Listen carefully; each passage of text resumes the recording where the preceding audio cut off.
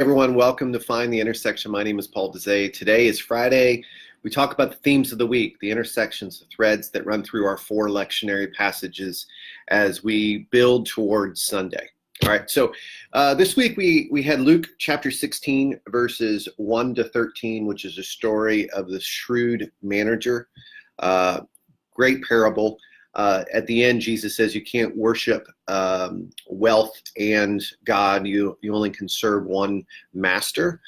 And so this story is a little confusing, but it really speaks to the priority of relationships over the priority of money, about wisdom and shrewdness.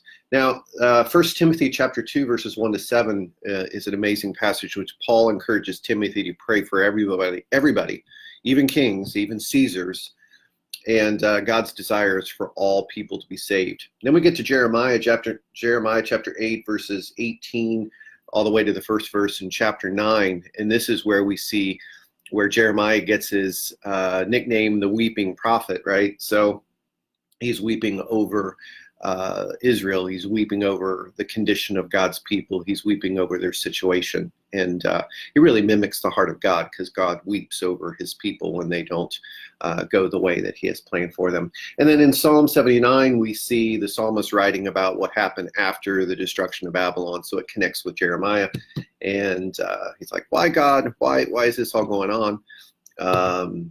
And he prays for deliverance and revenge, which is really kind of a reminder. Oftentimes we do that too. We do not accept responsibility for our actions, and then we blame God or blame other people for them. So hey, what are the themes this week? I came up with three. The number one is scandalous grace. Scandalous grace. We see God's scandalous grace in the pattern what we see in Luke chapter 15, the lost sheep, the lost coin, the lost son, and then we see this shrewd manager. We see God's scandalous grace to go after lost people and lost things. And so we see this grace that doesn't make a lot of sense at times, available to people who don't seem to deserve it. And we see this carried over into 1 Timothy, where Paul is saying, pray for everyone, pray for even the Caesars. The Caesars don't deserve God's scandalous grace, right? Pray for everybody, pray for your enemy. So we see this grace that is so different than the way the world works, and God's desire for Israel to experience that scandalous grace and turn from their wicked ways and their idols. But they choose not to. The second one is generosity. We see this idea of generosity within the parable of the shrewd manager. We see him giving away what is owed towards the owner. So there's this generosity. I believe that the manager was giving away some of his commission, and so he was giving away his own funds and prioritizing relationships. So there's this generosity that's going on, the generous love of God, the generous grace of God. And then we see perseverance as a third theme.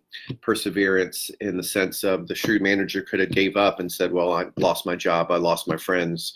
But no, he persevered. We see the perseverance in prayer in 1 Timothy.